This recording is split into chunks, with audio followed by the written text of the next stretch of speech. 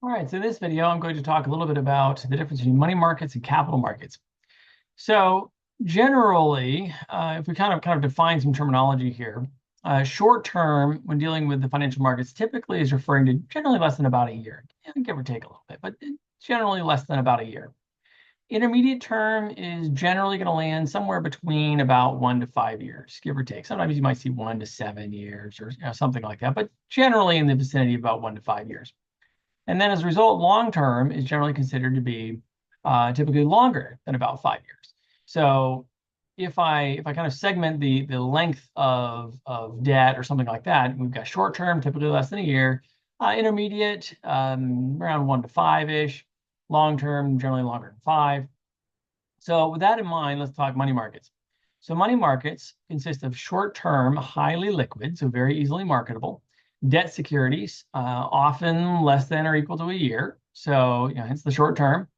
And basically, what this is going to focus on is things that are very easy to turn into cash, so very liquid, for full value, and they're short term, so very low risk of loss, relatively speaking, because they're due soon, and so the likelihood of the company going bankrupt, tomorrow is probably lower. So that's kind of the idea. So short-term, highly liquid debt security. So that's the idea behind the money market. So if you invest in a money market mutual fund, that's the kind of stuff that it's investing in. Generally short-term, highly liquid debt securities. Sometimes they throw a little bit of other stuff in there, but typically that's the majority of it.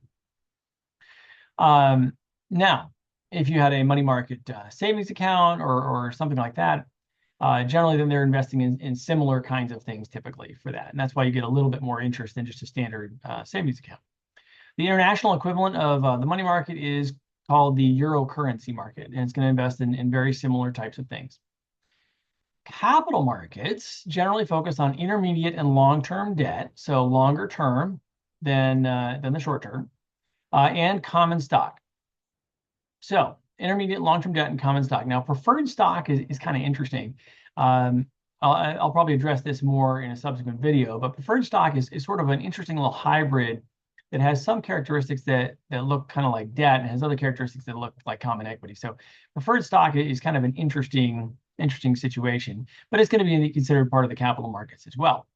Now, if you think about debt always has like a maturity point typically, right? Like, there are a few exceptions that are, of debt that are considered perpetual. But for the most part, debt has a maturity, so it has to be paid back at a certain point in time, that kind of thing. And hence the distinction between short-term, intermediate, and long-term. The lifespan of common equity is kind of interesting.